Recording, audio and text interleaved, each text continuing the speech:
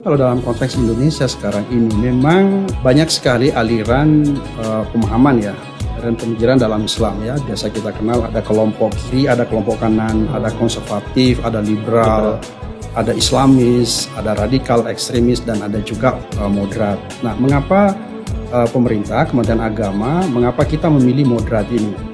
Ya tentu banyak sekali, kajiannya luas. Mengapa kita tidak memilih yang konservatif?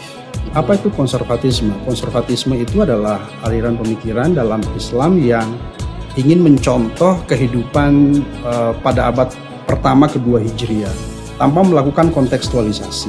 Jadi ingin memahami ajaran atau teks-teks keagamaan itu secara harfiah, secara literal tanpa melakukan kontekstualisasi. Sehingga isu-isu tentang modernitas seperti misalnya demokrasi, gender equality, HAM dan lain-lain itu bagi mereka tidak tertarik karena ingin menerapkan persis pada masa Nabi abad ke-7.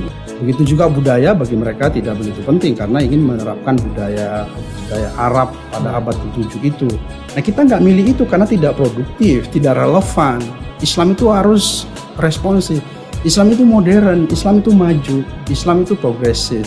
Islam itu harus kontributif, harus merespon isu-isu kebangsaan, isu-isu global, harus menjadi inspirasi, memberikan inspirasi dalam seluruh langkah dan aktivitas kita dalam proses berbangsa, bernegara, beragama gitu.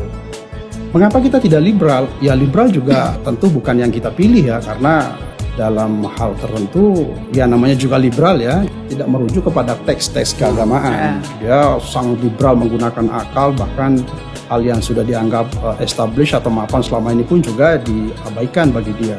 Nah, kita milih moderat. Moderat ini antara kiri dan kanan gitu. Jadi kita dalam tradisi berpikir kita menggunakan teks itu penting sekali. Tapi kita juga menggunakan logika. Kita menggunakan konteks. Kita menghargai budaya supaya Islam itu bisa berkontribusi, bisa merespon isu-isu aktual, bisa memberi inspirasi.